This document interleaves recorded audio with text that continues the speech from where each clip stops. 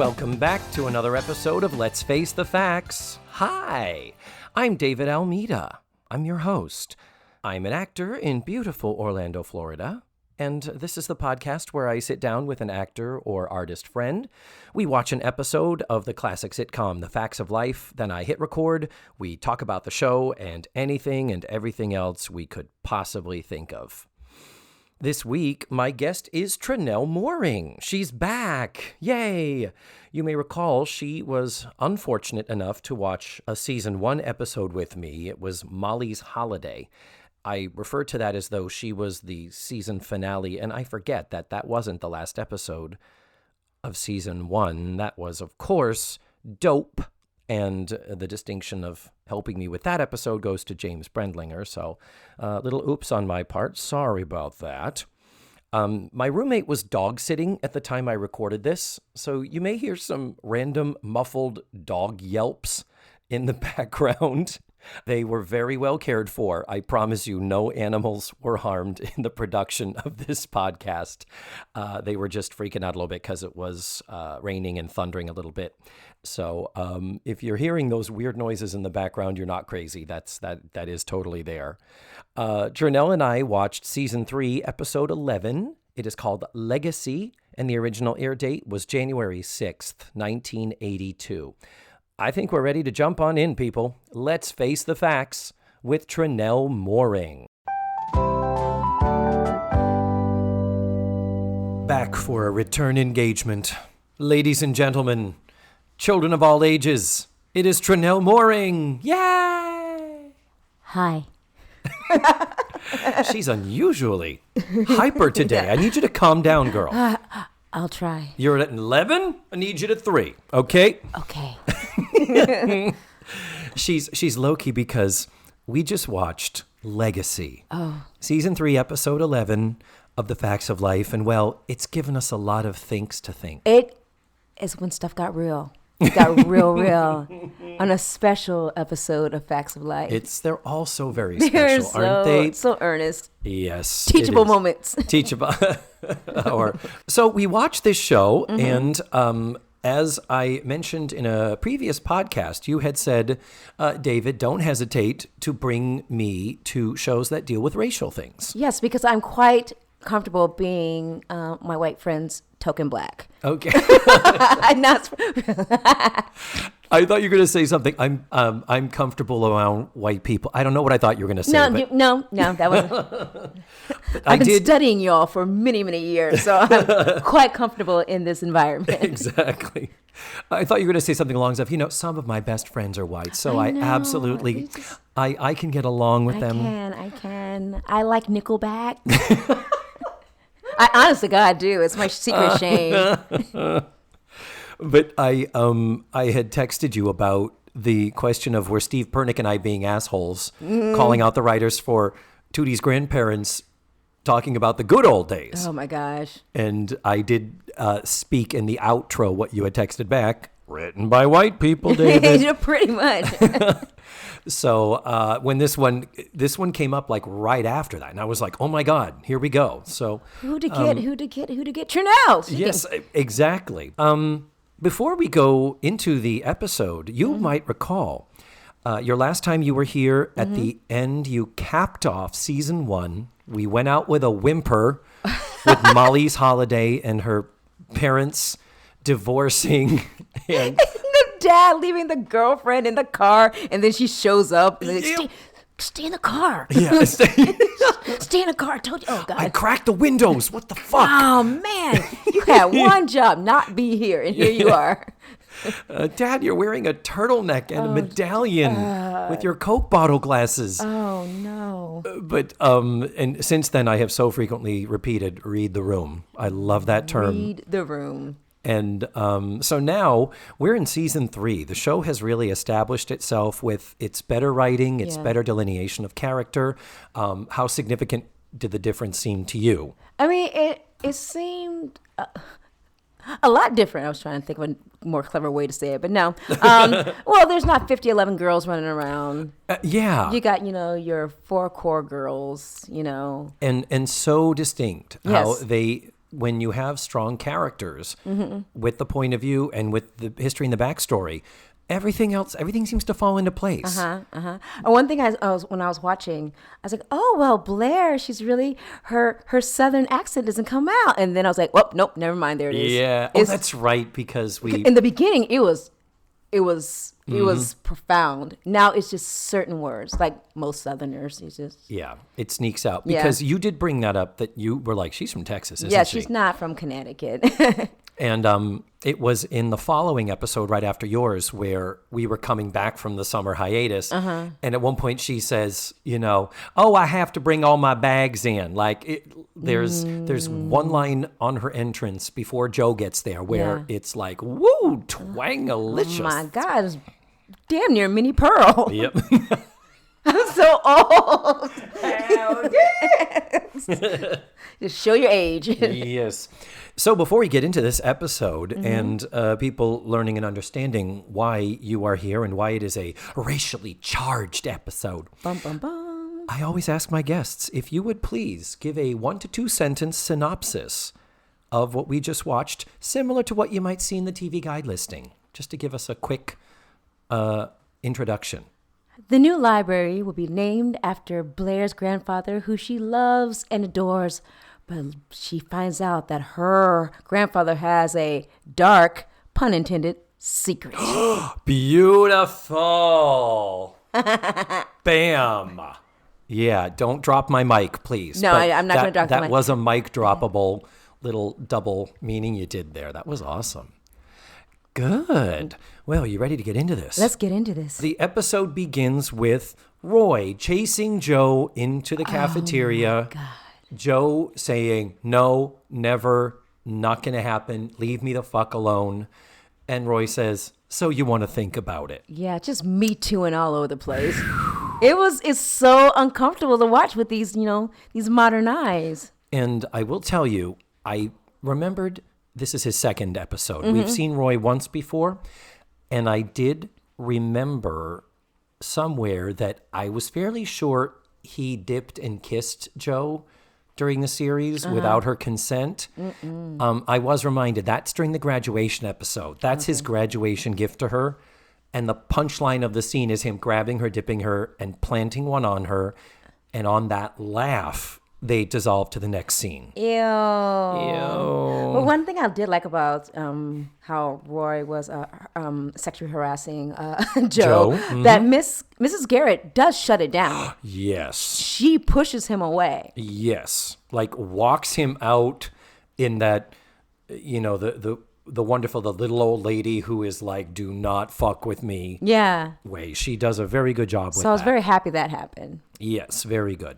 Now, what we learn is that when they come into the cafeteria, Mrs. Garrett and Tootie are there. Yes. And it's all, what's going on? And, well, expositionally, I'm telling you, we're trying to think of other ways to raise money for the new library. And Joe suggests a car wash. And it's like, oh, yeah, that's probably a good idea. I had many car washes growing up in student councils and stuff like that. Yeah, I never did. You band car washes, student government car washes. I washed so many cars. I never really? did. We never did that in drama club in high school. Yeah, they always had some like us 15-year-old girls in our bathing suit tops and bongo jean shorts holding up signs. Speaking of Me Too moments. I know. Thank you. So the other bit that comes out is, the thing that makes Mrs. Garrett chase Roy out is he says, I'll help along with the car wash, Joe. I'll handle the white walls if you handle the back seat. Ugh. And that's when Mrs. Garrett just backs him out and is like, no. No. We are thinking that Roy is over 18. He's a working person. Yeah. But the deal is Joe is still technically 17. Yeah. At this point, so it is not appropriate. So the other bit of exposition that comes up is, why are we trying to raise money for the library? Didn't Blair's grandfather donate $500,000 so that the library could be built? What? Well, of course. But the thing is, that is what's going to pay for the library. But what is going to pay for the books? A car wash. A car wash is going to pay for the books. All the books. It's going to be a book.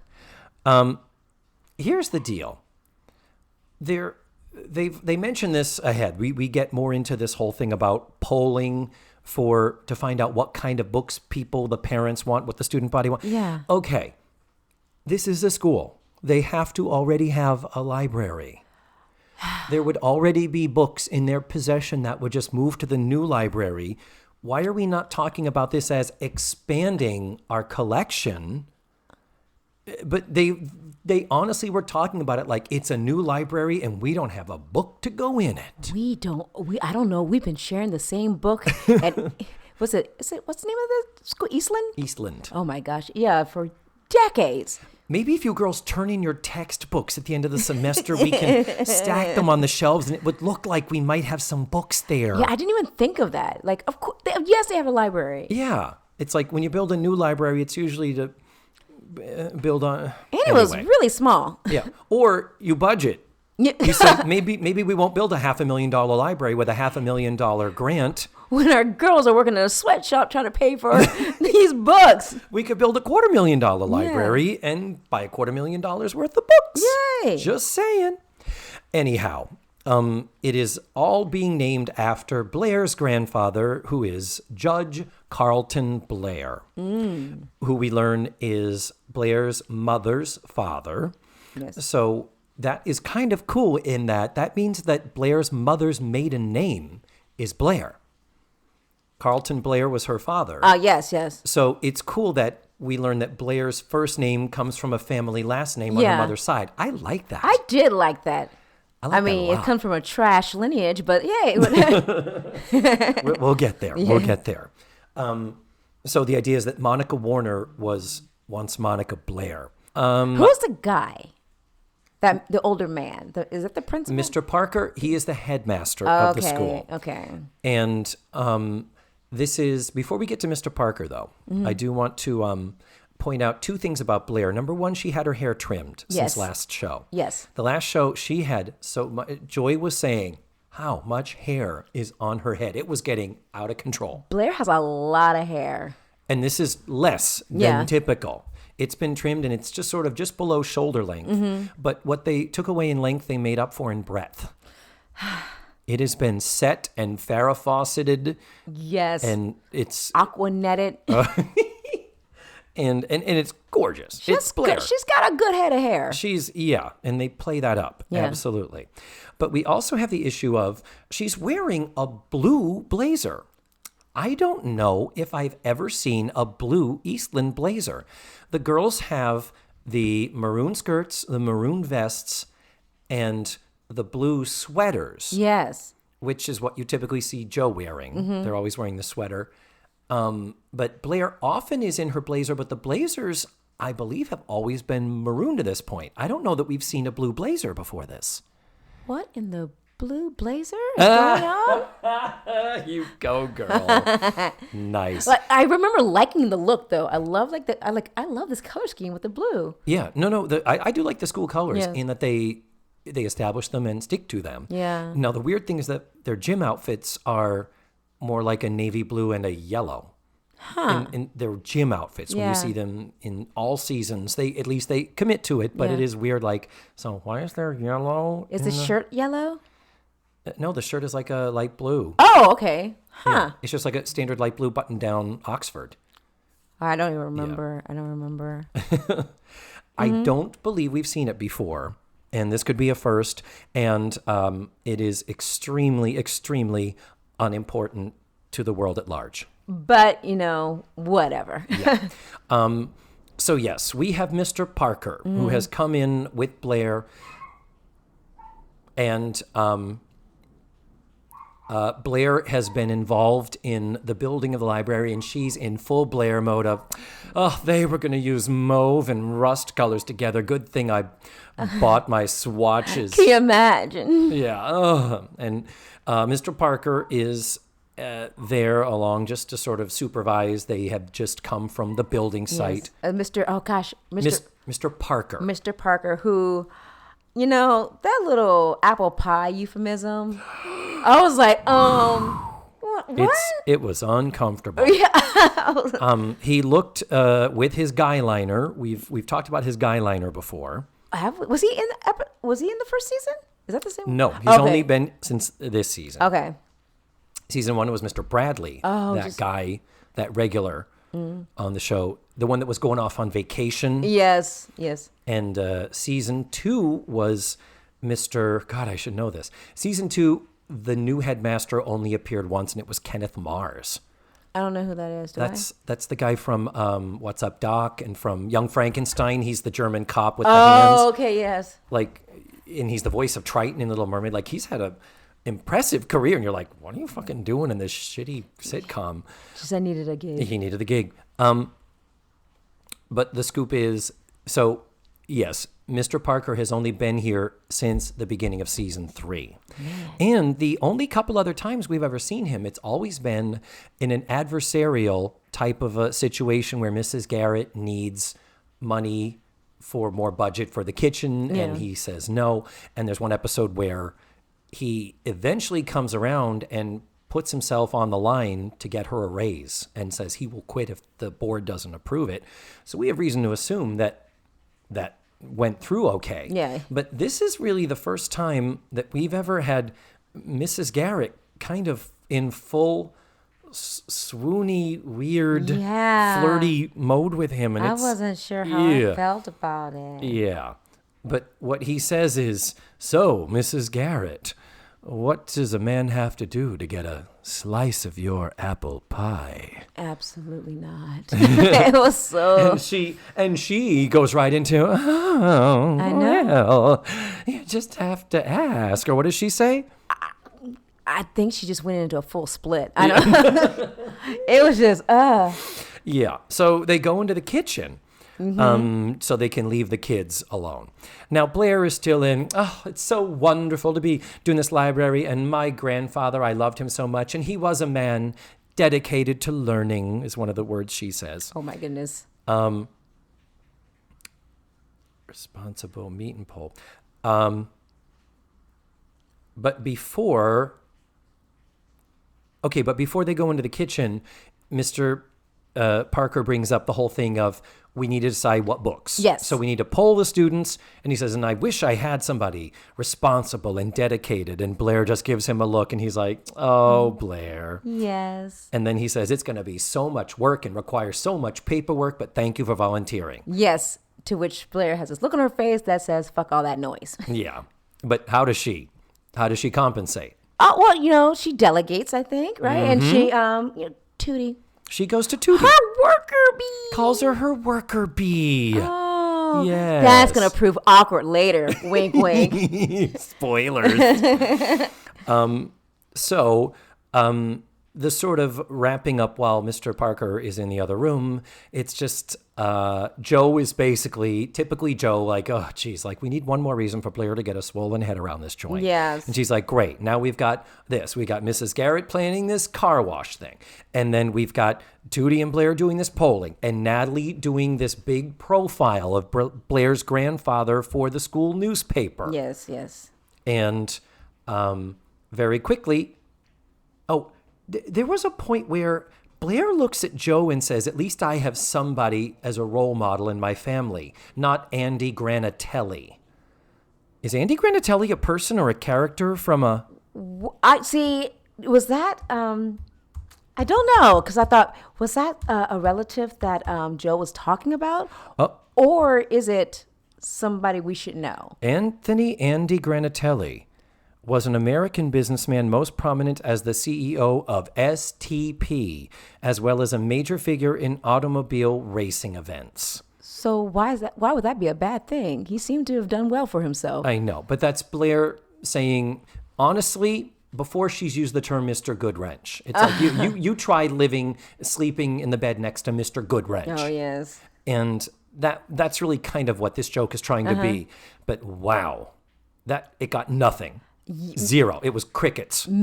Maybe back in 1982, people knew who that was. Well, clearly not, because the audience didn't even. You might never know. A record scratch. Yeah. Who's playing an album? But with the earlier appearance of Mr. Parker, there's kind of this sense of Mrs. Garrett wanting to be about business and him always being like, why don't you make me something sweet to eat? Let me have some of your strudel. And in the earlier ones, they were in an adversarial type of a situation, though he did go to bat for her, like I said.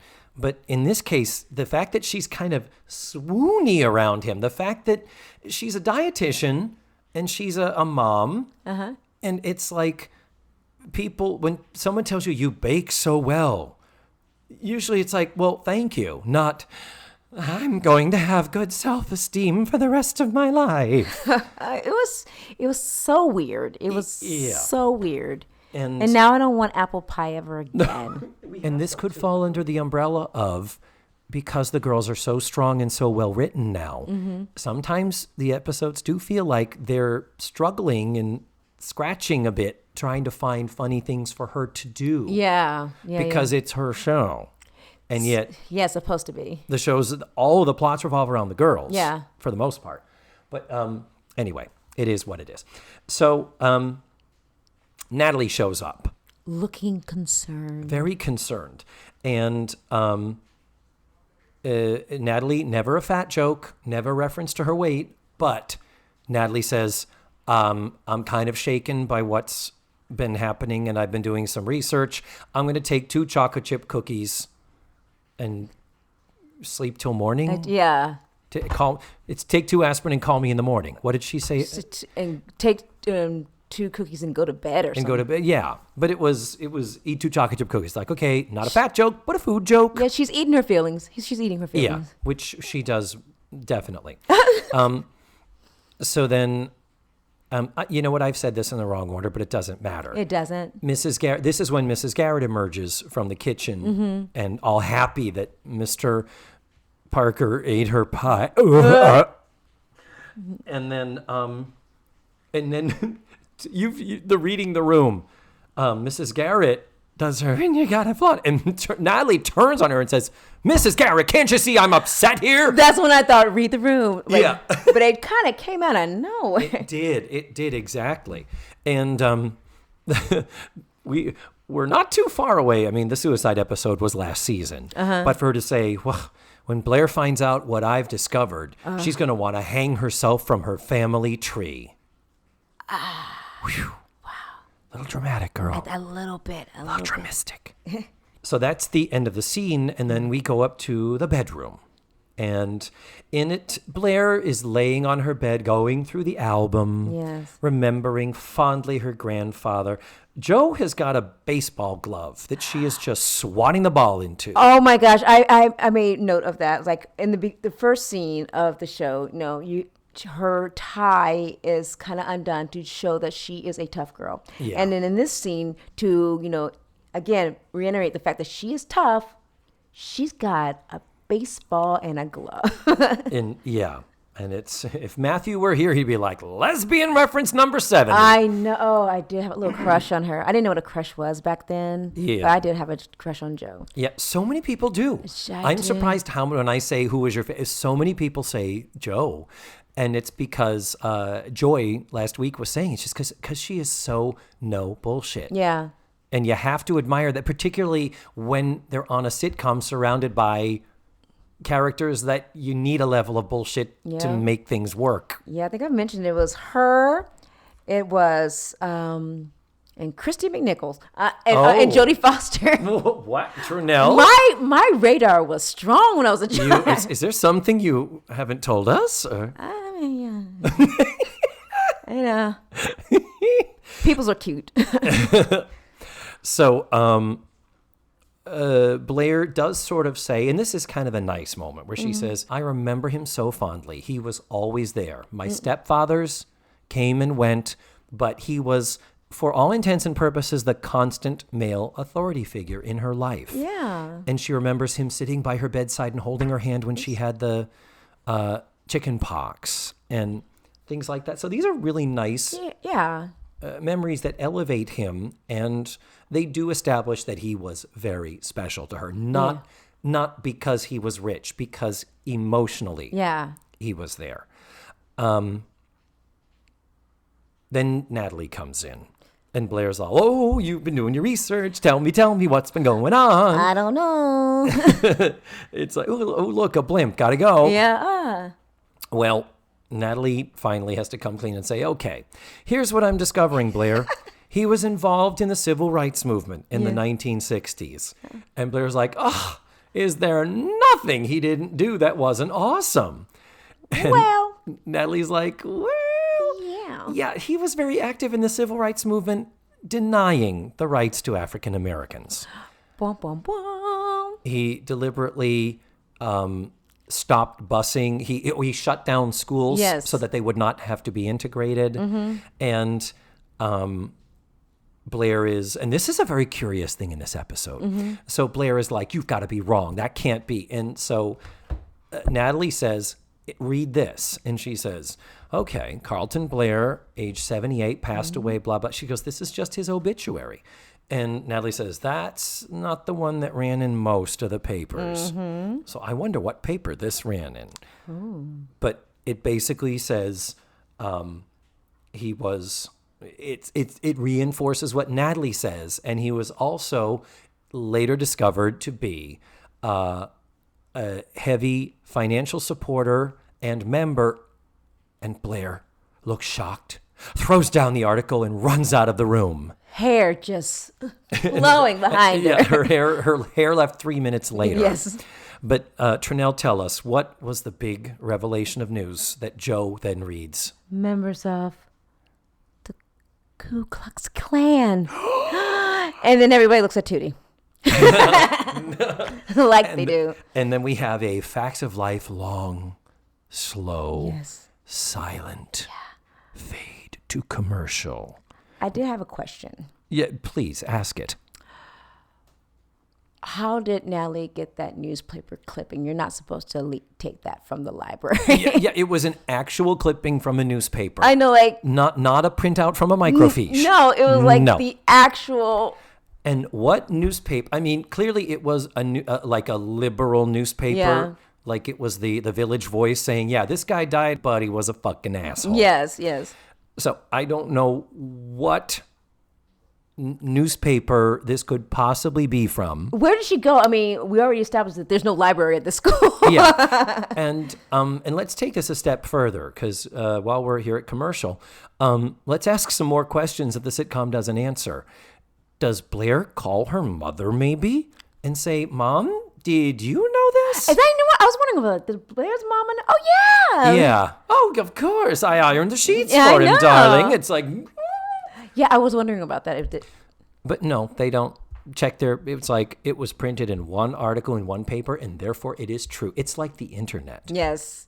It's true automatically. Maybe it was in one of like a predominantly African-American publication. But then how would Natalie get that? Exactly. Yeah, there's a lot of holes. Yes, exactly. Was there like a special newspaper in Harlem? I mean, probably, a newsletter or something? Yeah, I mean, yeah. I mean, you don't know? Well, I'll have to go to the meeting and find out exactly which one it was. I thought you the Harlem Herald. No. You made me. I'm sorry, I've said too much. I have to kill you now. Oh, God, not again. Oh, my God. So, so we are left with this big, heavy moment before we go to our commercials. What did we discuss any commercials when you were last here? Did I ask you what a favorite commercial was? I think I might have picked up on that later. I can't remember. Like favorite commercials of the era? Yeah, like is there something that pops to mind when you think? Something just popped in my mind. What?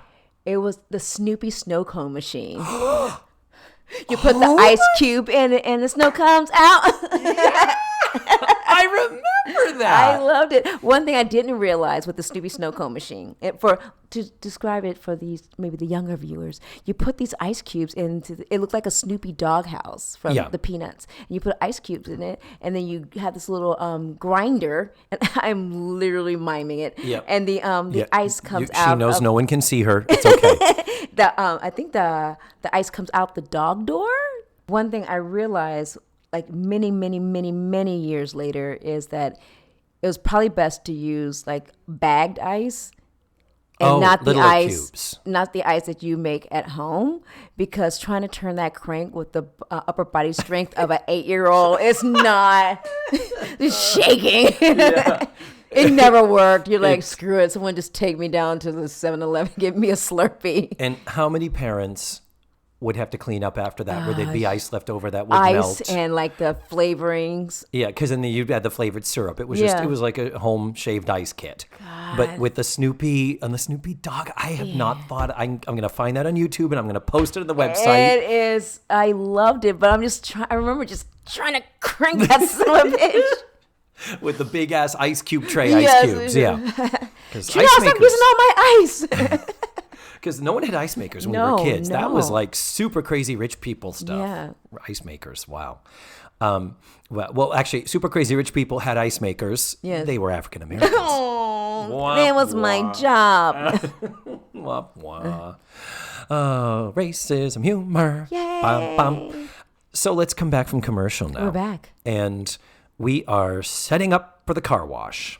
So we're in the Car cafeteria. wash. Whoa, whoa, whoa, whoa. Was that song out? It had to be. That was a 70s show. 70s, I think so. Was it? It was like a funkalicious, disco-y type of I think thing. my parents had the album. Yeah. So what we learn expositionally from the others is that Blair has demanded to be a part of this car wash. Yes. And has demanded that she have to do the really shitty parts of the work, like the ashtrays and scrubbing the grills and stuff. Oh, remember when cars had ashtrays? Oh my God. We have cigarette lighters, but it's not a cigarette lighter anymore. No, it's a power source now, Yeah. yeah. But, yeah, so Blair is trying to do penance for this discovery. We do have to pause. Mrs. Garrett is wearing a very bright orange blouse with dark, I believe they're black polka dots in a very odd, very random pattern. Yeah, it's Halloween-y looking. it's like she's getting you ready for her audition for The Worst Witch. The worst. Matthew and I need to watch that. Have you ever seen it? I've seen it, but like we need to watch it and comment on it. Okay, or you know something. that she plays her own twin in it too. Yeah, it is so Wait, is there? There's twins. off. Yeah, Growing up isn't easy. Oh, I love that. Oh, I love Mildred Hubble, man. my friend Todd Michael introduced me to it, and when he put it, I think he had the VHS at the time. This was years ago.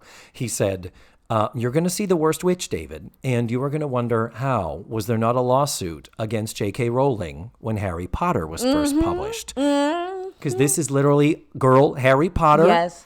Charlotte Rae is playing both Dumbledore and Snape as the good and the bad.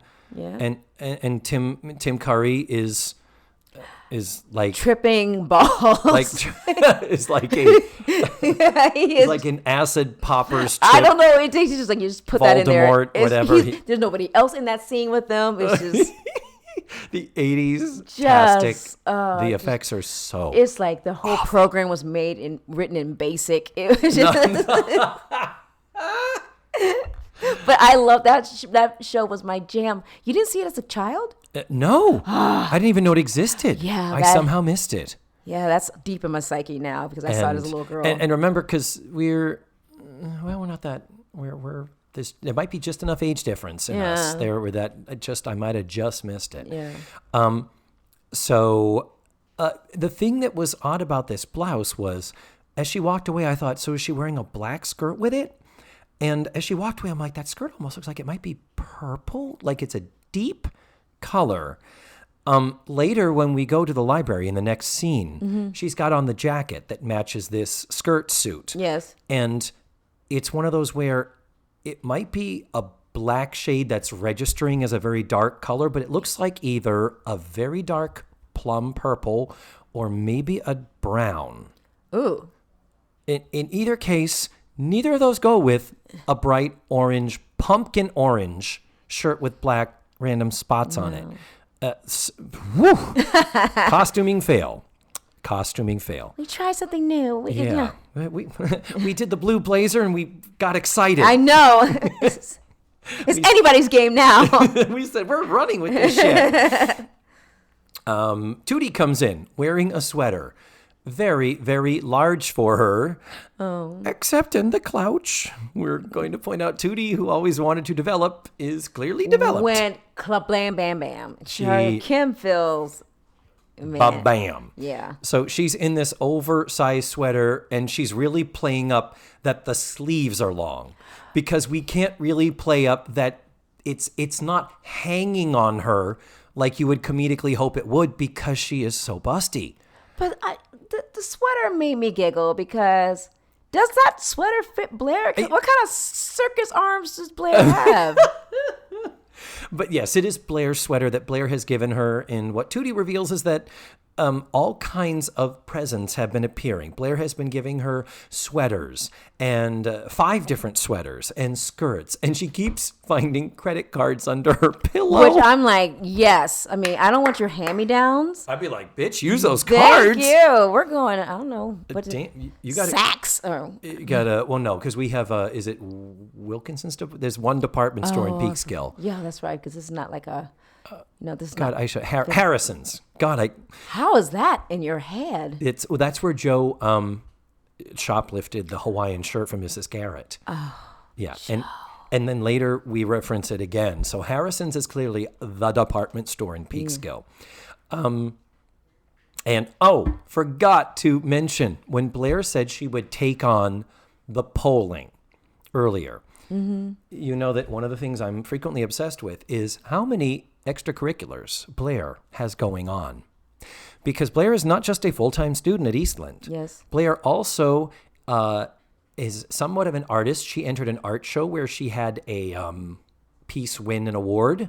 Mm-hmm. We know that she also has in her back pocket that she's a vaudevillian performer and does terrible jokes with cousin Jerry. Oh, Jerry! From her childhood. Mm-hmm. We know that Blair also is in the debate club, because there was the episode dealing with the debate with Bink Parker, the debate club. We know that Blair and all the girls are allegedly somehow involved in this suicide prevention hotline that they all started after their friend Cynthia took her own life last season.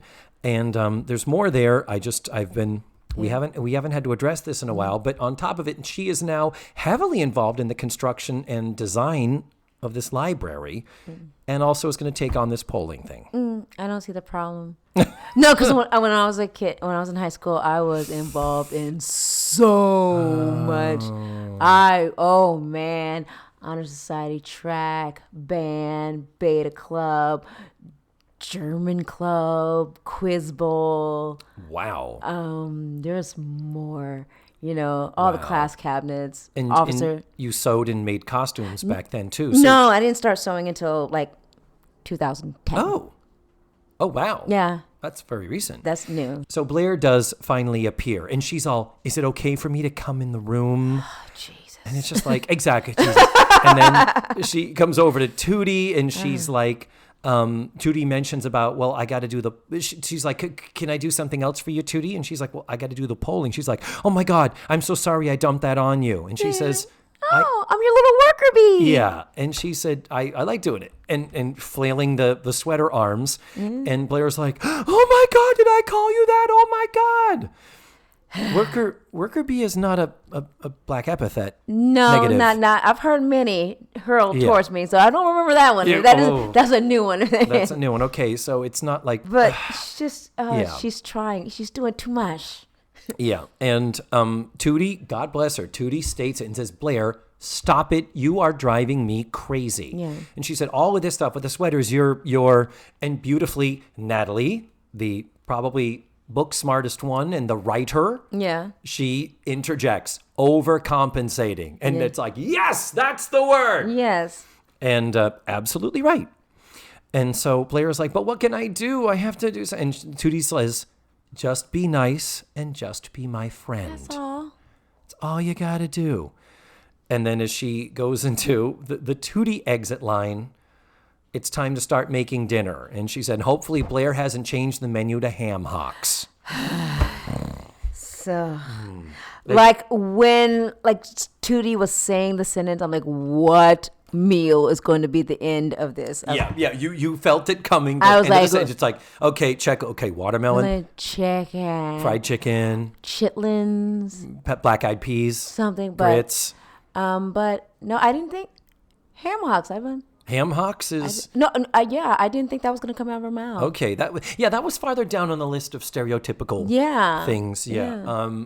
I guess they didn't want to go too far. Yeah, pickle pig's feet. Oh, and pig feet is kind of delicious.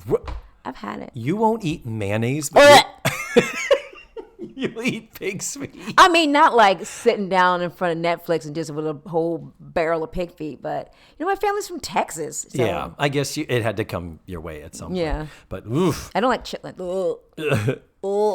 I don't even know what chitlins are. What are they? Like intestines. Oh, ooh. Yeah, and they smell like shit. Rightfully so. Yeah, well, gee, go figure. But wow. You have to clean up. Yep. So anyhow, we had to, but happily, that's technically the worst, quote unquote, black joke we get all episode, isn't it? Yeah. And that's to its credit, because I thought it was going to be worse. I thought it was going to be a high. Because Brian and Sylvia was, wow. Her calling him a vanilla hockey puck and him saying to her, she says, "Oh, you're making me blush." And he says, "With you, sometimes it's hard to tell." And it's like, why? Yeah. Anyhow, White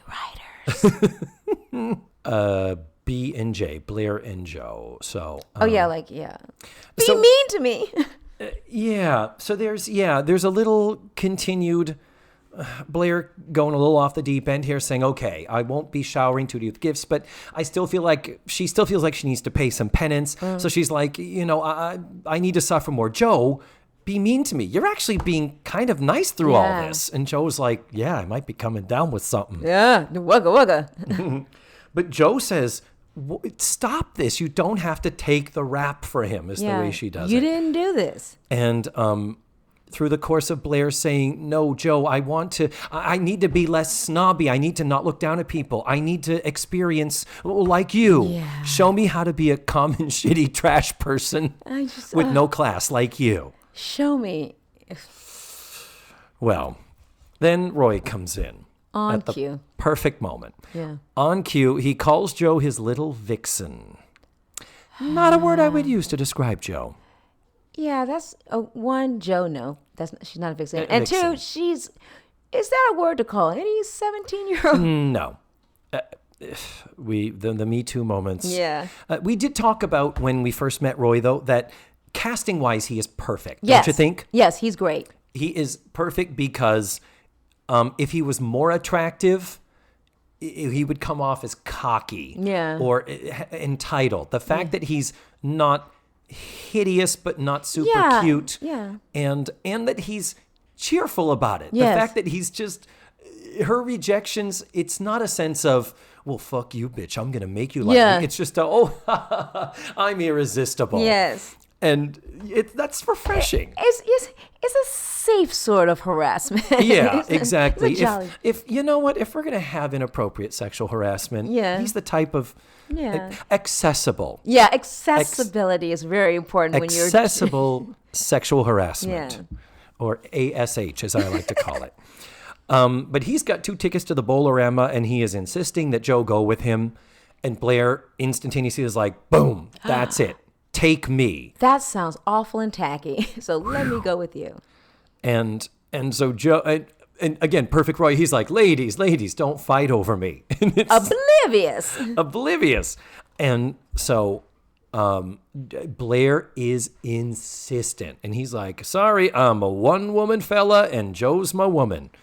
So Joe swallows her pride and says, if you would take Blair, I would be very grateful. Ugh. To the sense like I would owe you something, which is uncomfortable. It is, because she's not doing much to warrant that kind of. So he leaves. He says, pick you up at 7. And then Joe was like, are you happy? Now you got a date with the nerd, and now I am indebted to him. What else are you going to do? Cancel the library? Ding. End of scene. And then we go to the construction site. And now Mr. Parker and Mrs. Garrett are there just checking things out. Bravo set designers. Looks like a library. It's got arches. Yeah. Columns. Okay. Why is Mrs. Garrett there? Because it's her show. Okay. Because what's her job again? Dietitian. Okay. Yeah. Oh, and yeah, among Blair's extracurriculars, it is being 25% of the team that feeds an entire school. They feed them every day, 3 meals a day, allegedly. Yes. And, we missed in the last scene. One of the first things she came out after Tootie in the sweater when she first appears, she's like, I know what I'm going to do. I'm going to make it the Carlton Blair Library of Black Studies. And they're like, wait, what? And Tootie even says, a section? Yeah, a section's fine. And actually, one would hope that No. I guess 82, you weren't. Even freaking now. Come on now. Oh, Lord. But we're in New York. We're outside. We're in New York State. Oh, yeah. Peekskill, outside of the city, but no. Speaking of which, I've been to the African American Museum in D.C., and it's delightful. Is it? I hear that. So good. It is so, it's amazing. It's so good. I really want to go, and I really enjoyed it. And interesting, because I went to Australia last fall, and we did go to a couple of museums there. And Australia is in a big thing, kind of like where we were about maybe 10 years ago with what we did to the indigenous people is kind of bad. They were dicks to the indigenous people. Or like taking away their children, like the like half like white, half indigenous people. Yeah. And they would take them away and put them in orphanages because they, it's awful. So there's colonizers. But again, it's like Australia was already supposed to be the displaced people. Yeah. There were so many, every single place we went, so many museums and so many places and public art. Yeah. There was so much of it that was honoring the indigenous. I think they just call them indigenous people. Or Aboriginal. Is that a bad word? I think that might be a bad word now, Aborigine. Okay, so take that out. Yeah. I don't want to let her. And but yeah, I think they call them just indigenous. Again. People. So there was so much of that around in the aesthetic of like the public art. Every museum, every gallery that we walked into in the city had some type of art or something there, and it was really kind of cool. Yeah, they were here. They were here. They existed. We treated them badly, trying to make up for a lot of shit. But at the same time, it's like, part of me is just like, okay, it's this millennium. It still felt very fresh. Yeah. And I'm like, wow, guys, we're still dealing with our shit here. Yeah. But we were coming around. Yeah. I mean, I'm sorry. Even Marlon Brando in the 70s. Yes. Was like, hey, by the way. Yeah. You want to celebrate Columbus Day, really? Yeah. Is that really a good holiday? He was lost. Yeah.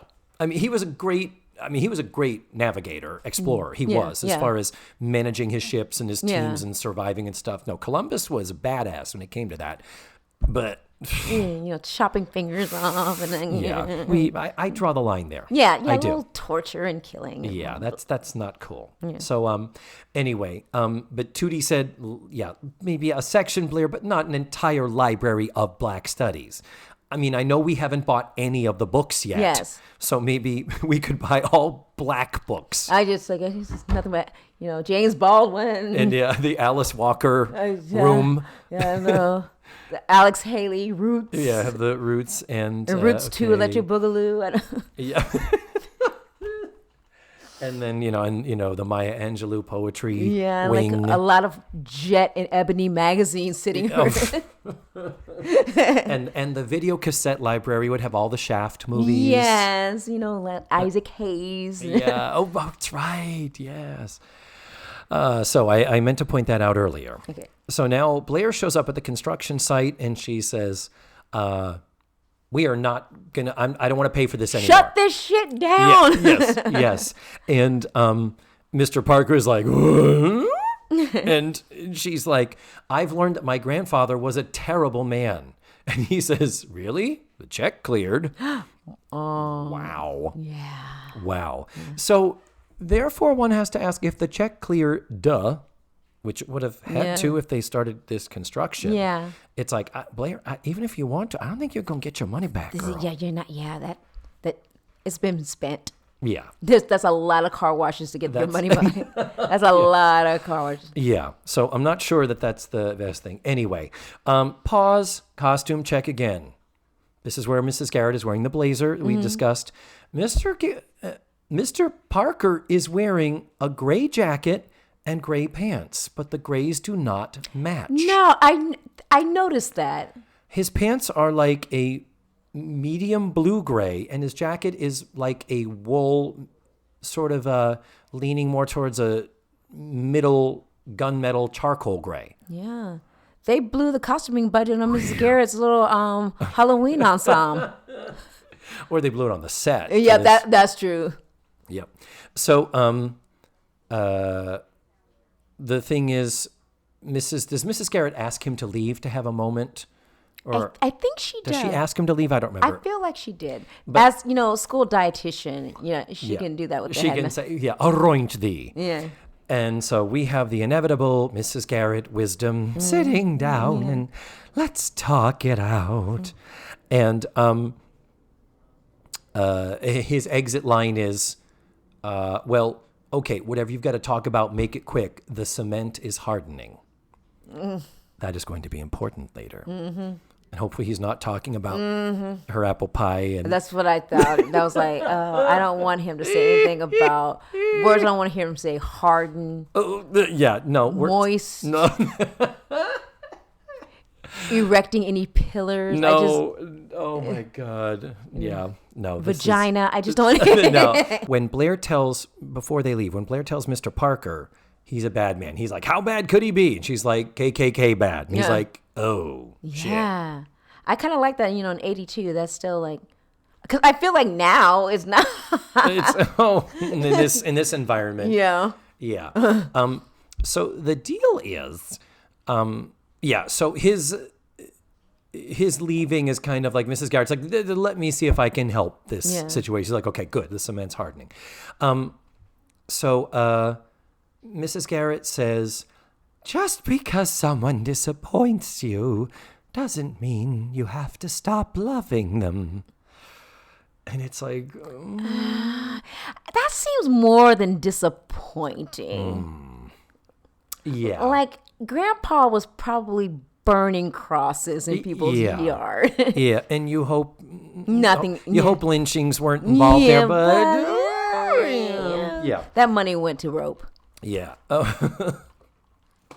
But yeah. Yeah. Yeah, that would not fall under the category of disappointed. Yeah. I'm so disappointed. Yeah, that's like disappointing is missing a birthday. Yeah, that's I would agree with you. Not missing a birthday because you were running a black family out of town because they're trying to have a business. Yeah, not cool. You had some bricks to throw through some store windows. Yeah. Yeah. So, but Blair is still kind of like, well, I don't know. And then, fortunately, we get to the meat of the matter, where she says, well, when you consider he was a man who spread ignorance, isn't a library a fitting gift? Yes. And that's where we get the ding. And you're like, okay, we'll give you that one, Mrs. G. Yeah, that was fine. That was a win. Yeah. So, and yeah, the sense that you can't change the past, you can't change the past. No, you can't. You can't go in your time machine and, you got to think on a broader scale. What can you do? What can your penance be? And so, they're not honoring him. He's not going to, Yeah. Yeah. And Blair smartly, and the writers, I think, smartly can click into that and say, Blair says, fine, but I don't want the Blair name on it. Yeah. Because she was clearly loving. She even at one point said, oh, the Blair Library.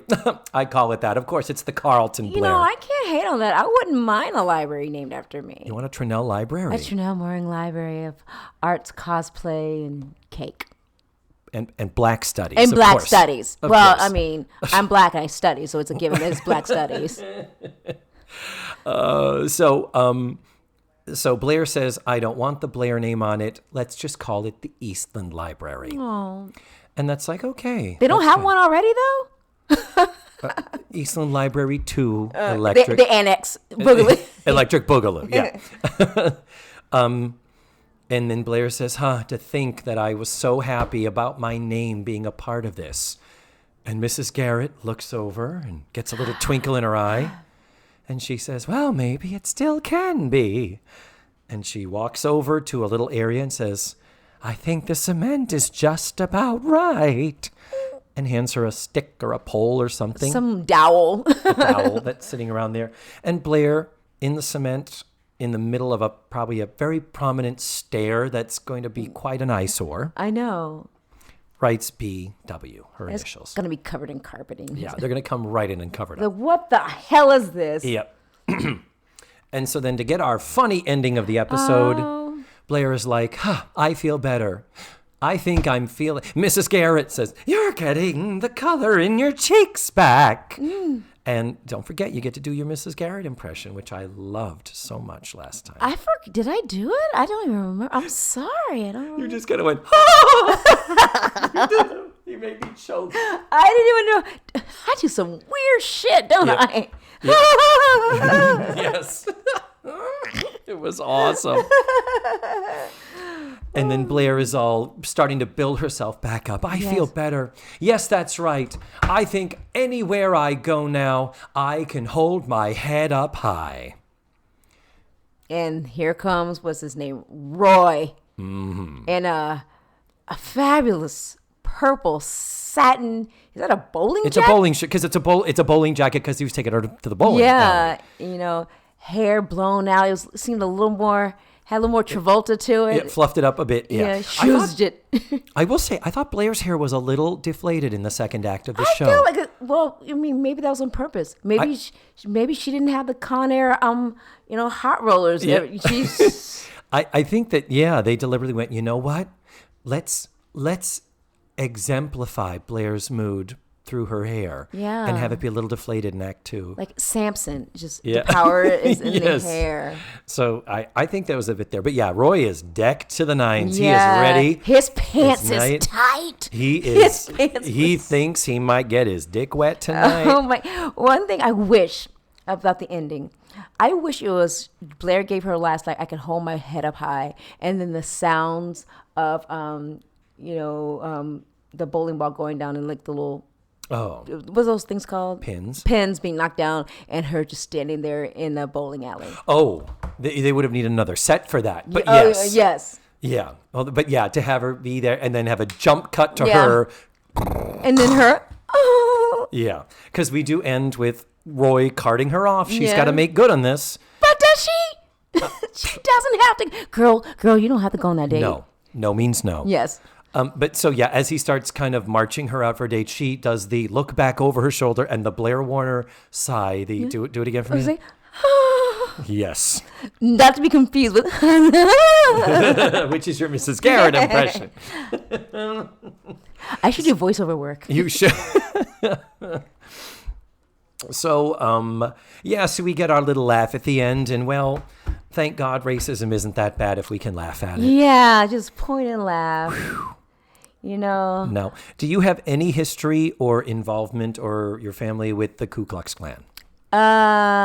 Yeah. Really? Yeah. Would you care to talk about it? Well, I'm not sure how true it is, but my great-grandfather was at least, I think he was white. Mm-hmm. Yeah, I think he was white. And he just disappeared. And family lore was that he was killed or taken by the Klan because he was married to my grandmother who was black. Ooh. Yeah, so I don't know if that. Yeah, so you have family folklore that involves. Yeah, and because my grandfather, he just lived his life as a black man, but his sister was very light skinned and she passed as a white woman. Oh. Wow. Yeah. So I mean, when I first heard about this, I first saw her when I was like 6 or 7, and I was at my grandmother's funeral, and I was like, I asked my mom, "Who's that white lady?" I mean, it's not like I hadn't seen white people before. I lived in the suburbs, but when I was with my family, I never saw any white people. Of course, yeah. And she goes, "That's your aunt." And then when I got when I got older and learned about the concept of passing, it used to make me mad. I'm like, why would you do that? Yeah. But then I'm thinking, like the 1950s, or my mom was born in 51, so like Texas. Yeah. Yeah. It's, you kind of understand certainly Yeah, it's anybody. like sometimes you got to do what you got to do. Yeah.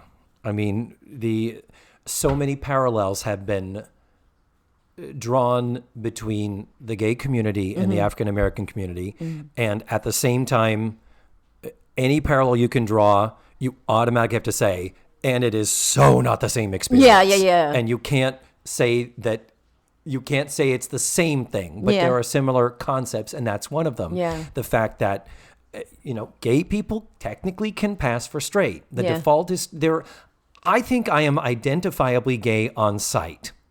I do. And I believe, and we know people also like that. Yeah. And I believe that. So the times when someone might think that I'm straight or what, I'm like, what, really? No.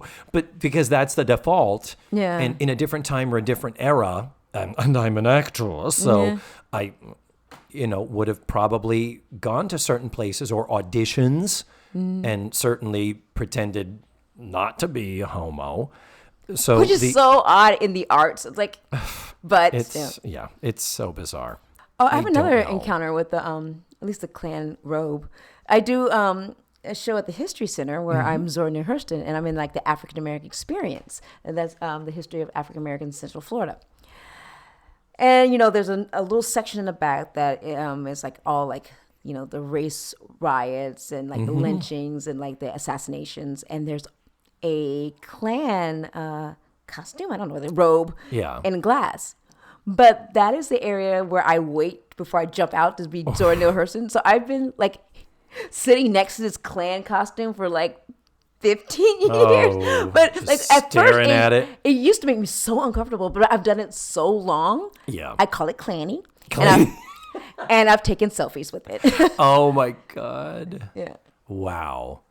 So, Trenell, I love that you were able to come back and do another show. Oh, thank you for having me. I'm happy when people want to come back because then it's not a fluke or I tolerated David this one time. And you fed me, so that's good. And I fed, Matthew Arter, I did not feed her.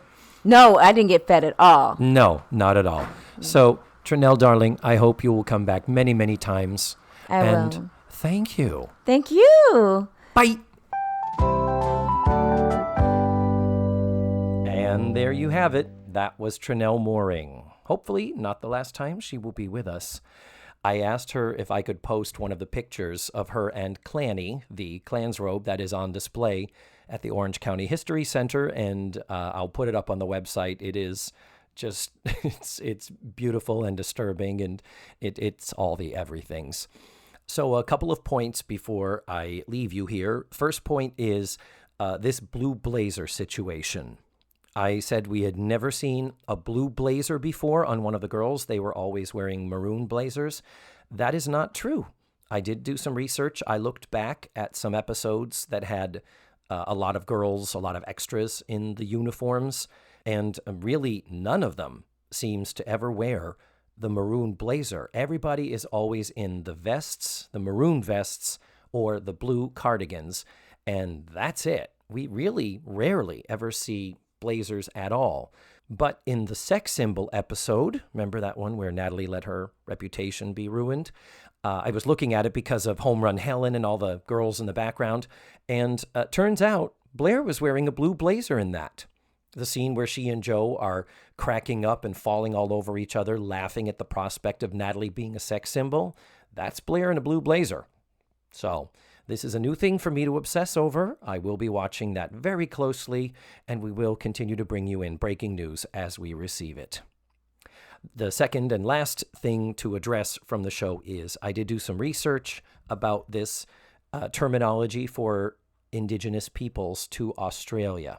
And among the many groups that fall under that umbrella of indigenous peoples. One of the groups is called the Aboriginal people. And that term is absolutely okay to use as long as Aboriginal is the adjective form and it is followed by people. The term that is not cool is the term Aborigine as a noun. Anywho, next week I'm going to be watching Season 3, Episode 12. It's called Green-Eyed Monster. It's one I've been looking forward to for a really long time, and it's one of my favorites, actually. So I'm going to have another special guest, and hope you tune on in and listen to that.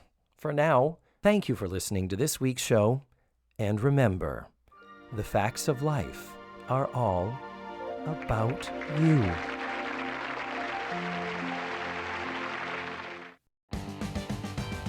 Let's Face the Facts was produced, written, hosted, and edited by me, David Almeida. My theme song was beautifully arranged and recorded by Ned Wilkinson. Our website is facethefactspod.com. You have to drop the let's. And that's where you can find extra pictures, video, and audio extras from the digital cutting room floor. Follow the show on social media. We're everywhere under the handle Face the Facts Pod. And don't forget, go to your favorite podcatchers and subscribe, rate, and review. Tune in again next week for another thrilling episode of Let's Face the Facts.